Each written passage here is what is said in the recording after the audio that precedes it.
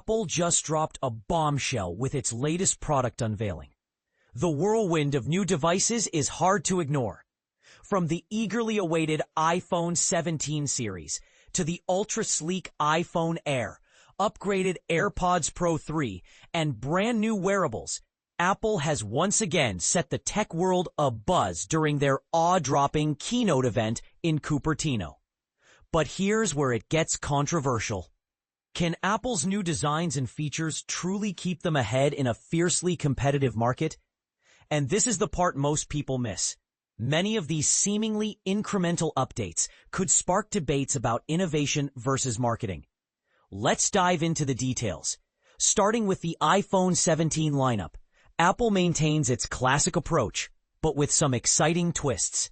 Now boasts a smooth 120 Hz ProMotion display that greatly enhances the screen's fluidity, making scrolling and animations much more enjoyable, a feature that Android competitors have had for years.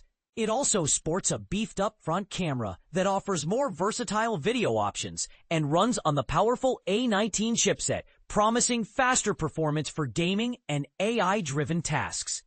Interestingly, Apple ups the base storage to 256 gigabytes, showing their response to growing consumer demand. Then we have the star of the show, the iPhone Air, a device that's not just thinner and lighter, but also packed with the A19 Pro chip, touted as the most power-efficient iPhone ever made. At $999, it's Apple's slimmest phone yet, featuring a single, high-quality 48-megapixel fusion camera system that cleverly merges several lenses into one sensor to save space, though it does sacrifice some camera versatility compared to multi-lens setups.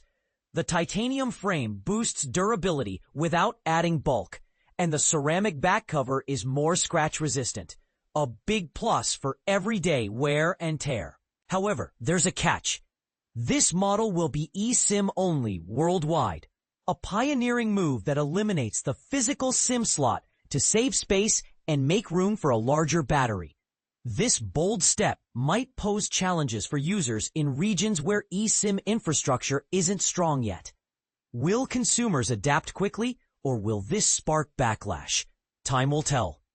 The Pro models of the iPhone 17, starting at $1,099 for the Pro and $1,199 for the Pro Max, introduce a redesigned back with a larger camera visor housing an improved telephoto lens. This telephoto sensor now provides an 8x optical quality zoom thanks to a tetraprism design. Although controversially, the official optical zoom power decreased from 5x to 4x. This nuance has photographers debating whether this is a real upgrade or a step back disguised by fancy optics. Both models also feature an innovative vapor chamber cooling system filled with sealed water, significantly enhancing thermal management to maintain peak performance longer and extend battery life. It's 40% more efficient compared to the iPhone 16 Pro, and the battery is the biggest ever in an iPhone, which promises longer usage without frequent charging. On the wrist, Apple's newest Apple Watch Series 11 is touted as the thinnest and most comfortable ever, with 5G connectivity, a landmark feature that could change how users stay connected independently of their phones. The watch uses a ceramic design that is remarkably scratch-resistant and introduces new watch faces inspired by liquid glass. Apple shared heartwarming testimonials about how the watch's health and safety features have saved lives, reinforcing its status as more than just a gadget, but a critical health tool. It also debuts sleep scores, using sophisticated algorithms to analyze your sleep patterns. Taking rugged to the next level, the Apple Watch Ultra 3 brings a brighter, wider-angle OLED screen with reduced bezels and the longest battery life in the Apple Watch lineup, up to 42 hours on just one charge. It introduces satellite connectivity for emergency communication, a feature that might be a game-changer for adventurers and those in remote areas. Combined with 5G support, It raises questions about privacy and dependency on constant connectivity. Will users embrace this leap or worry about overreach? Again, it's a point ripe for debate. For budget-conscious consumers, the third-generation Apple Watch SE is up for $249. It now offers an always-on display and fast charging, providing up to 8 hours of use from just 15 minutes on the charger, maintaining the tradition of solid core features while being paired with iOS 26. It unlocks advanced functionalities for users who don't want to spend top dollar. Now the audio category got a substantial upgrade with the AirPods Pro 3, priced at $249. These come with a sophisticated multi-port acoustic architecture for enhanced sound quality and double the active noise cancellation power of previous models, lasting up to 8 hours with ANC enabled, 4 hours more than before.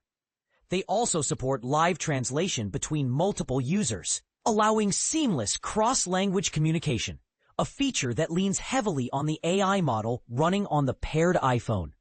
Plus, with 5 sizes of ear tips, Apple ensures better fit and comfort, which can be a huge deal for all-day wear. The event wasn't just about the specs. It featured lively moments, such as Apple CEO Tim Cook mingling with the press, showing how lightweight and portable the iPhone Air is for group selfies. Hands-on first impressions emphasize how refreshing the new cosmic orange color looks on the iPhone 17 Pro. A bold choice breaking the mold of Apple's traditional neutral palette. However, let's pause for a moment of reflection. Apple introduced AI-powered features like Center Stage, which automatically frames selfies using machine learning. Not generative AI, but smart nonetheless, and live translation. Still, industry insiders like Bloomberg's Mark Gurman point out that Apple's AI offerings won't see significant expansion this year, with the more ambitious Siri 2.0 still months away. This has led to debate about whether Apple's AI pace is truly leading the pack or lagging behind competitors like Google. Pricing remains stable, with pre-orders starting September 12th and availability from September 19th. There's a twist, though. Leaked info hints that the iPhone Air might cost more than expected in some regions, and that the Pro Max has a small price increase. Are Apple's loyal customers ready for that? Especially when other brands are fighting aggressively on price.